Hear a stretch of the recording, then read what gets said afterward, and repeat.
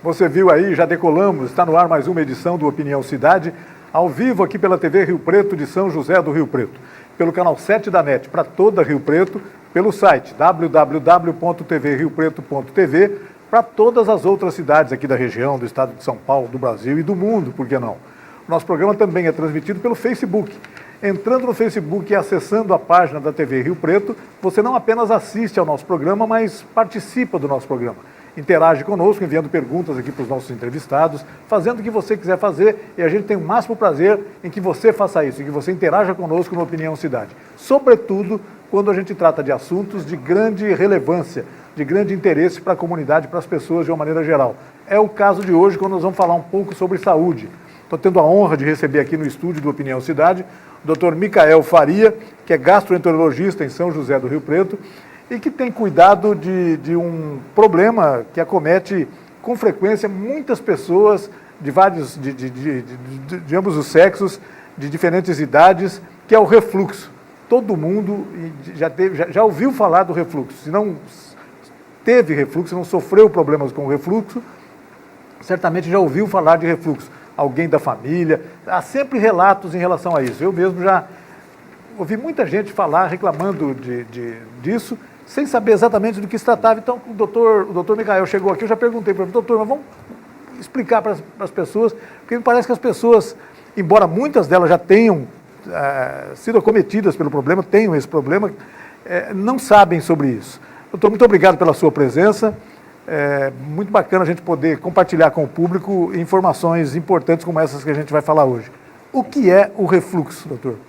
O refluxo, quando nós falamos na gastroenterologia, é o retorno de um líquido ou substância, ou mesmo um alimento, do estômago para a região da boca. Pode ser que chegue até na boca, ou pode ser que pare no meio, no esôfago, mas o refluxo classicamente seria isso aí, o retorno de alguma coisa do estômago para a região mais alta aqui. E isso acontece sempre logo após as refeições, por exemplo, ou não? Não há necessariamente essa ligação? Nós temos um refluxo após as refeições que é chamado de refluxo fisiológico. Volta um pouquinho, mas ele acaba, devido ao próprio movimento do esôfago, ele empurra isso de volta. Agora, existem algumas pessoas que quando esse refluxo é muito alto ou volta muito líquido ou alimento, tem sintomas. Então, classificando esse refluxo, a pessoa voltaria bastante líquido para essa região alta ou mesmo alimentos, e isso piora muito após a refeição, principalmente quando nós comemos uma alimentação mais desregrada, uma alimentação mais gordurosa, uma alimentação em grande quantidade, às vezes exagera na quantidade, toma muito líquido junto com essa alimentação, ou mesmo frituras, gorduras, essas coisas propiciam muito esse retorno ácido ou de alimento Mas nem sempre após as refeições e nem sempre diretamente ligado à qualidade da refeição. Algumas pessoas têm o problema do refluxo, por exemplo, à noite, durante o sono, o senhor estava me dizendo, é isso? Algumas pessoas vão ter refluxo durante o dia e dependendo de como está esse esôfago, esse estômago e a passagem entre eles, se está um pouco mais aberta, se tem alguma disfunção orgânica, alguma coisa, você pode ter refluxo em vários períodos do dia.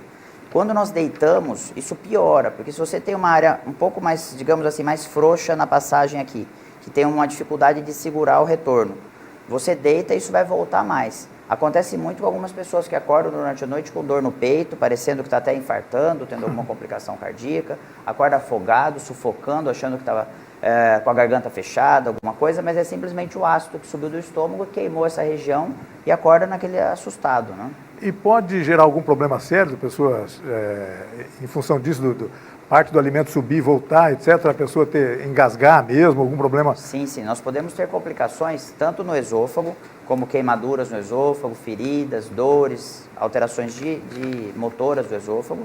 Nós podemos ter alteração de garganta, por exemplo, faringites, rouquidão, tosse crônica. Muitos pacientes, essa época ainda piora, após a seca, piora a tosse crônica. Nós podemos ter pneumonia, otite, amidalite, sinusite, complicações de via aérea alta devido a refluxo. Inclusive, alguns pacientes podem ter alteração de gosto na língua devido a esse refluxo. Queima a língua, onde sente a região que sente gosto dos alimentos. Você pode ter uma língua amarga, língua azeda, língua ardida. Muito paciente chega com a língua ardendo, queixa de língua que arde durante a noite ou em algum outro período. Doutor, tem alguma idade prevalente, alguma idade em que isso seja mais comum? Eu vou, como leigo, já até imagino que nem tanto, porque a gente fica sabendo de crianças, bebês, né, que tem o problema do refluxo, mas é uma coisa mais natural, né? Sim. Fala um pouquinho sobre essa prevalência das idades. Existem as faixas que pioram um pouco ou as faixas que iniciam. Por exemplo, uma criança, muitas vezes, devido à própria formação ainda, à maturidade do aparelho digestivo e a uma certa fraqueza que existe ali, ele tem o refluxo infantil. Bebês que têm refluxo 3 meses, 4 meses, mais até, que isso aí evolui teoricamente melhorando com 3 a 4 anos, quando 5 anos de idade ele melhora e a criança estabiliza. Que é aquele refluxo logo depois da mamadeira, por exemplo, né, que a mãe tem o hábito de esperar o arroto da criança. Sim, isso aí é importante porque realmente ele acaba voltando, principalmente o leite acaba voltando um pouco nessa primeira fase. Mas essa parte do arroto ela é bem fisiológica, todas as crianças acabam tendo. Claro. Agora tem crianças que esse retorno é muito mais importante, ela não volta só aquele pouquinho de leite, aquela pouquinho de gás, ele volta bastante, por exemplo, às vezes toma meia mamadeira, volta meia mamadeira de novo. Como se fosse algumas crianças, um vômito mesmo, como se fosse um vômito. Tem crianças que isso é tão importante que começa a ter justamente os sintomas piores, pneumonia de repetição, começa a ter sinusite, amidalite e uma criança pequenininha. Aí tem que se tomar as medidas adequadas, com medicação, dieta, mudança de posição dessa criança e às vezes até cirurgia. Os tratamentos, isso que eu ia perguntar para o senhor, os tratamentos começam desde os medicamentos até a indicação para a cirurgia, né? Eu sei que a gente pode falar aqui hoje sobre uma novidade que existe hoje, né? Um tratamento que pode dispensar a cirurgia. Eu queria que o senhor falasse um pouquinho sobre isso. Sim, para o adulto hoje, até este momento, nós tínhamos mudança de hábito alimentar, nós tínhamos remédios e nós tínhamos a cirurgia propriamente dita para ir lá e tentar fechar essa região de passagem do estômago para o esôfago. Hoje nós temos um método que chegou em Rio Preto, que seria o lançamento mundial, na realidade, disso aí, que é feito por endoscopia, no qual o endoscópio encosta na região da transição ali do estômago para o esôfago e causa pequenas, como se fossem pequenos choques ali, e esse músculo ele fica um pouco mais forte e fecha. Então, quando ele fecha, ele aumenta a pressão de passagem e evita que volte. Do mesmo jeito que ele encosta um pouco mais, ele acaba evitando que volte líquidos e alimentos e outras coisas. Então, seria um tratamento muito mais fácil de se realizar, na realidade, e com menos riscos para o paciente. Sem dúvida, né? A medicina vive surpreendendo a gente com boas notícias, né? Essa é uma delas, né? Mas a cirurgia continua existindo como uma opção, Sim, porque existem alguns pacientes que a alteração anatômica ali, de posição do estômago, do esôfago, está tão alterada que esse método já não seria conveniente, teria que ser cirúrgico mesmo para reposicionar todo mundo. Então, esse método ele serve para quem? Para quem tem uma fraqueza local, ele não tem uma alteração anatômica grande, ele tem apenas a fraqueza. Esses problemas, dessa fraqueza a qual o senhor se refere, é causada por quê? Por algum problema alimentar, por algum hábito alimentar ou não? Pode ser uma coisa da pessoa mesmo? Uma coisa da pessoa, normalmente, é própria do organismo daquela pessoa, a fraqueza muscular ali. Mas pode ser causada por aumento de peso, pode ser causada por realmente uma alimentação muito irregular, pode ser causada por alguns fatores genéticos, algumas outras doenças que podem acontecer na região que pode piorar isso aí. Então, nós temos vários fatores que geram essa fraqueza no adulto. A criança, normalmente, ela já nasce nessa fase de transição, né? Agora, no adulto, tem fatores aí externos. Eu imagino que as pessoas que têm o hábito, por exemplo, eu imagino que ninguém tem esse hábito, mas ele tem o hábito de comer feijoada todo dia à noite, por exemplo. Vai estar muito sujeito a esse tipo de problema. Muito. Quem come um alimento mais de difícil digestão, nós temos que produzir mais ácido. Esse estômago tem que macerar mais esse alimento para poder iniciar o processo de digestão e automaticamente vai voltar muito mais líquido e alimentos e outras coisas. Isso, para quem mesmo aquele que não sente sintomas de refluxo, se ele começar a fazer uma dieta dessa, ele vai acabar tendo algum sintoma. Alguns hábitos alimentares a gente herda das avós, né? A avó, por exemplo, dizia que a fruta de manhã é ouro, a noite é prata, a tarde é prata e a noite mata, né? Com todo o exagero que isso é bem revestido, né? Na verdade, é um pouco disso, né, professor? Doutor? A nossa alimentação, ela deveria ser, realmente, esse ditado dos avós aí, ele tem uma lógica e surgiu justamente porque nós deveríamos fazer uma refeição mais encorpada, inclusive com mais gorduras, mais proteínas e vários outros alimentos no café da manhã, no almoço uma refeição intermediária e no jantar alguma coisa muito leve, uma sopa, por exemplo, ou mesmo uma refeição, uma fruta, alguma coisa bem suave e fácil de digestão. E não comer muito tarde e logo em seguida deitar. Nós temos péssimos hábitos. Eu falo nós porque todo mundo acaba saindo um pouquinho da linha. Come um dia mais tarde, já deita no sofá em seguida para assistir uma televisão. Deveria ficar pelo menos uma meia hora, 40 minutos sentado ou em pé para facilitar, ou dar uma volta, alguma coisa assim. Mas, infelizmente, todo mundo sai um dia da linha nisso daí. Não tem como ser 100% perfeito. E nosso país, com esse calor que é, a nossa principal refeição é almoço e muitas vezes a janta, que o horário já está um pouco mais fresco, né, para se alimentar. Isso, e algumas pessoas cometem esse erro todos os dias, todos os dias. Acaba sendo esse problema. Sim. E o senhor estava me dizendo que muitas pessoas têm problema do refluxo e nem sabem que tem, não tem nenhum sintoma em relação a isso. Isso acontece, doutor? Não existem alguns sintomas clássicos, por exemplo, a famosa azia. Todo mundo sente, todo mundo, ou pelo menos a maioria das pessoas, sente aquela queimação que vem do estômago, etc. É um indicador também do refluxo? Como é que é isso? A azia, e por que algumas pessoas não têm nenhum sintoma? A azia, na realidade, é o sintoma mais clássico. A maior parte das pessoas procuram um gastroenterologista justamente por causa da azia. Ele sente aquela queimação, traduzindo até a azia, que a azia é uma queimação, o ácido subindo, ou mesmo alimento, ou qualquer outra substância subindo, ela causa uma irritação e sente aquela queimação. Alguns sentem até mais em cima, outros até mais no meio, mas a azia seria a queimação. Alguns pacientes realmente não têm esse sintoma, eles vão ter sintomas fora, que seria justamente o que a gente está falando, tosses, uma rouquidão, uma certa pigarra que fica o tempo inteiro aqui tossindo, tirando aquela sensação de que algo está preso aqui. E alguns pacientes vão sentir simplesmente um desconforto torácico. Então, aquele paciente que sente distensão gástrica, tem histórico de gastrite na família, às vezes acorda sufocado, com sintomas muito vagos, compensa checar se isso não é refluxo. O doutor Micael está me dizendo que alguns dos pacientes, muitos pacientes que chegam ao seu consultório, são encaminhados por exemplo, pneumologistas, médicos Sim. que foram procurados para tratar de tosse, tratar do pulmão. Quer dizer, é uma confusão em relação a isso. Pode ser a causa o refluxo. Alguns pacientes começam a sua, eu falo peregrinação, porque até chegar na gente ele já passou em vários lugares. Sem dúvida. Porque começa a tossir um pouquinho, essa tosse vai aumentando, aí entra numa época igual essa daqui que está mais seco, começa a tossir mais, e isso vai aumentando. A hora que ele pensa em tosse, ele vai procurar praticamente dois profissionais, o otorrino e o pneumologista. E não está incorreto procurar, deve realmente procurar esses profissionais. O profissional vai fazer o check-up dele ali para ver se é, e a maioria, muitas vezes, não é da parte do pulmão ou da garganta. É o refluxo que está ativando isso daí. Aí vem parar para a gente, é encaminhado para a gente para realizar a finalização disso daí. Eu tenho ouvido algumas queixas, já ouvi também até alguém conversando sobre isso em programas de rádio, etc., sobre os tais engasgos frequentes que algumas pessoas têm. Isso também é um indicador do refluxo. E qual que é o tratamento para isso, doutor? Os engasgos frequentes... As pessoas estão conversando, simplesmente conversando, de repente engasgam e começam a tossir. Às vezes até com a saliva, na Exato. verdade, engasga. Vai engolir, parece que para aqui, que trava. O engasgo frequente, ele pode realmente ser um sintoma de refluxo, porque se isso sobe e irrita essa região, a nossa motricidade ela pode ficar alterada. Então, ficou alterado, você pode ter engasgos, sentir aquela sensação que entalou um alimento, que fica parado, que não desceu, que tem que tomar água para empurrar, alguma coisa assim. Mas muitas vezes é simplesmente uma alteração do esôfago. Então, começou a engasgar, entalar, ou mesmo ter a sensação de que algo está aqui parado, deve checar o que está acontecendo, porque alguns pacientes têm algumas patologias que podem ser desde uma simples alteração de pele, existem algumas doenças da reumatologia, de algumas outras áreas da medicina, que afetam diretamente o esôfago. Tinha uma muito importante, que agora na nossa região tem menos, mas a própria doença de Chagas pode alterar esse esôfago.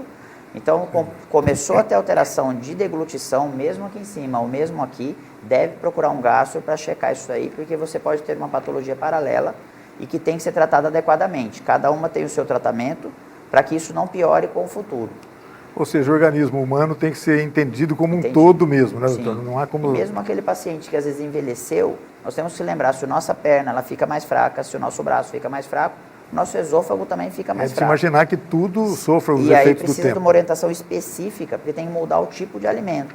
Às vezes ele vai comer um alimento que, pedaços maiores, alguma coisa, corre o risco de realmente engasgar e parar no pulmão e ter uma complicação importante aí. Essa coisa de evoluir, por exemplo, com a pneumonia, é isso aí, é o líquido que acaba indo algum fragmento, pegando o caminho aí, errado e parando no pulmão. Complicado.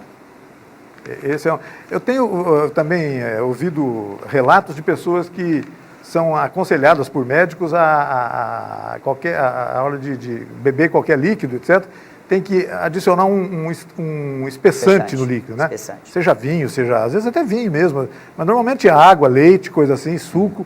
Existe mesmo isso, doutor? Então, existem as duas formas que nós podemos trabalhar com isso aí. Depende da alteração que deu no esôfago. Nós, às vezes, temos, e na deglutição aqui alta, nós temos, às vezes, que espessar o alimento. Então, hoje existem produtos no mercado, que como se fosse uma goma, uma gelatina, que você coloca na água, no suco, no próprio, não vai fazer um purê, vai fazer um alimento para esse paciente, uma sopa, alguma coisa, você coloca para ele ficar mais viscoso e ter uma certa textura para que evite ir parar no pulmão, subir, afogar com esse líquido. E alguns pacientes têm que diluir um pouco. Então, depende do que está acontecendo com esse paciente, ele vai ter que ver, que é o que eu estava falando justamente, do identificar o problema que está acontecendo, para poder saber se você vai ter que deixar mais pastosa a comida, se você tem que picar mais a comida, se você pode ou não comer pedaços com muita fibra, porque às vezes aquela mastigação toda ali que forma aquele bolo alimentar maior, pode inclusive parar aqui e causar problemas aí para o paciente. Então nós temos que saber qual é o problema para saber qual o tipo de alteração que vai fazer no alimento. E a palavra final aí cabe ao médico, né? Ele Sim, que tem que vai orientar. Fazer o exame. Muitas vezes nós trabalhamos na parte alta em conjunto com a fono, com a fisioterapeuta, para pacientes, por exemplo, ficou muito tempo acamados, pacientes que acabam ficando muito tempo numa UTI, alguma coisa, perde parte dessa movimentação, então fica engasgando, nós temos que trabalhar junto com a fono, com a físio, para trabalhar esse movimento de novo, ou mesmo aquele paciente que envelheceu e que precisa trabalhar isso aí, então é um conjunto na realidade, né? O senhor a gente já perguntou que se pode acontecer em vários momentos da vida, né? Mas existe claro que deve existir uma prevalência maior próximo da terceira idade, ou à medida que a pessoa envelheça, né? Claro, se as pernas começam a sentir cansaço, tudo no corpo está feito para isso, né? Dizem que o ser humano foi inventado por Deus para viver mais ou menos 30, 35 anos. Aí vocês, médicos, começaram a inventar antibiótico, penicilina, etc. E hoje a gente chega com frequência a 100 anos, né? Está muito frequente isso, né? E é mais um sinal de que as pessoas precisam muito se cuidar do bem-estar, ter cuidados dos hábitos alimentares, hábitos de saúde, né? Fumar, todo mundo sabe que não pode, mas algumas pessoas ainda fumam. Vida sedentária. O que não pode é que, por exemplo, esse problema do refluxo interfira no hábito da pessoa diminuir o consumo de água, porque a água é muito positivo, né, doutor?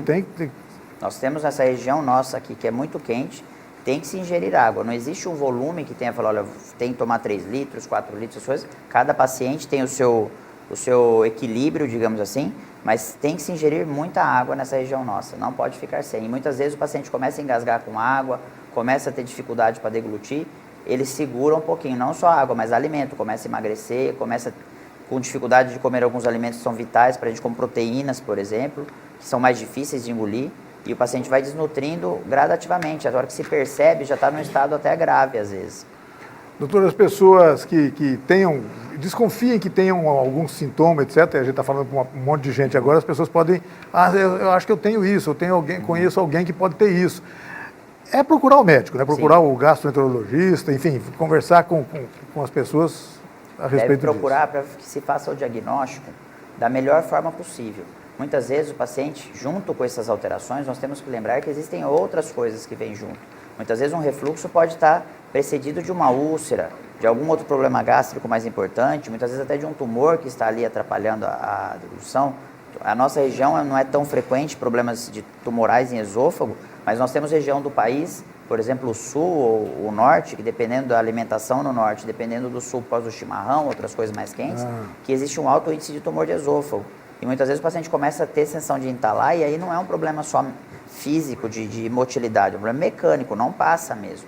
Então nós precisamos que começou a ter alterações, que procure realmente um médico para fazer o diagnóstico mais correto. O hábito de comer alimentos muito quentes, ou beber café muito quente, chás muito quentes, no caso no sul, chimarrão, nós não temos esse hábito aqui, mas a temperatura do alimento ingerido pode causar problemas. Pode interferir. Temperaturas, se acima de um preconizado, aí uma temperatura que seja agradável para deglutição, para as coisas, ele pode causar queimaduras. O chimarrão, a temperatura que as pessoas que consomem chimarrão estão acostumadas a tomar, é muito alta. Por exemplo, nós não estamos acostumados, chega a causar queimadura na língua. Então, assim, eles já foram várias vezes queimando, então acostumou àquela sensação térmica. Mas para a gente, por exemplo, atender a lesão que pode ser causada, tome um de nós aqui que não é acostumado, vai ter uma queimadura local, você fica com a língua até áspera, na realidade. Então vai machucar tudo.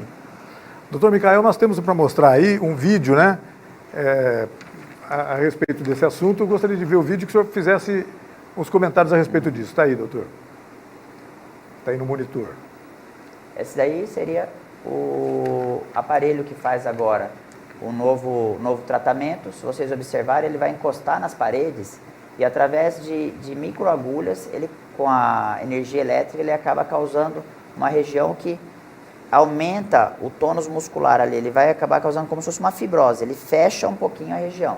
Então, após uma sessão ou algumas sessões, você consegue causar um aumento de pressão na transição do estômago para o esôfago e com isso você vai causar um aumento da força e impedindo que volte líquido. Se você observar, ele está fazendo várias sessões em alturas diferentes ali.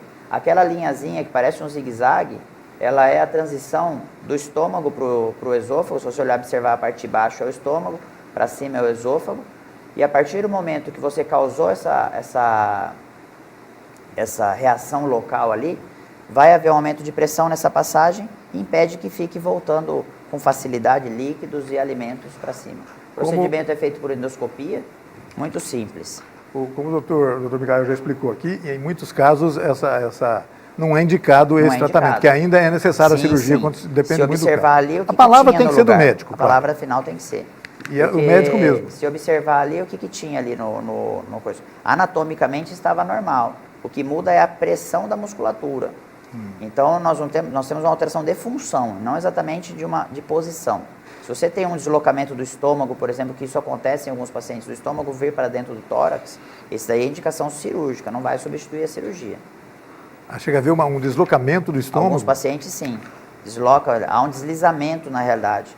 Devido a uma fraqueza nos mecanismos de sustentação, desloca, e esse paciente é cirúrgico. Ele não tem como você ir lá e mexer com esse tipo de aparelho. Mas mesmo a cirurgia, mesmo os casos de indicação de cirurgia, hoje é uma cirurgia muito, não vou dizer comum, mas assim, muito frequente, já realizada. Sim, é uma cirurgia realizada com bastante experiência em nossa cidade. Vários cirurgiões desenvolvem esse tipo de cirurgia, feita só por videolaparoscopia, que são aqueles furinhos, que muitas pessoas chamam de laser, chamam de alguma coisa, mas na realidade é feito por vídeo assistida. Isso é, você faz alguns furinhos e por ali você trabalha lá dentro com pinças especiais e com câmera. Isso então é muito pouco invasiva, na realidade, a cirurgia implica também. em menor tempo de internação, menos medicamentos, enfim. Sim. Que todo mundo quer isso, né? Sim, hoje em dia, quanto menos invasivo for, melhor, né? O paciente volta à sua atividade normal mais rápido, ele volta, por exemplo, um exame ou mesmo esse tratamento feito por endoscópio, o paciente faz só uma sedação e logo em seguida está acordado para voltar para suas atividades. Então é bem tranquilo. A cirurgia hoje também ela é feita por videolaparoscopia, o paciente rapidamente volta em alguns dias à sua atividade. Doutor, eu falei no início que é um problema que pode acometer tanto homens quanto mulheres, é isso mesmo, sim, né? Sim. Não tem nenhuma diferença de gênero aí. Não. Acomete, às vezes, depende da idade, um pouquinho mais em uns ou mais em outros, mas muda muito do hábito de vida versus a constituição genética. Às vezes ganhou peso, algumas outras coisas que podem alterar. O ganho de peso, o senhor já falou mais de uma vez, você citou essa questão, sem dúvida. Os hábitos, os maus hábitos, por exemplo, o alcoolismo, ou pelo menos o consumo excessivo de álcool, por exemplo. Piora muito. O tabagismo, imagino que... São duas coisas que pioram muito o refluxo e qualquer transtorno gastroesofágico. Então, o nosso aparelho digestivo ele é muito sensível ao álcool e ao tabaco. Então, se faz uso dos dois, ou de um ou de outro, em grande quantidade, você vai ter as complicações relacionadas a isso aí.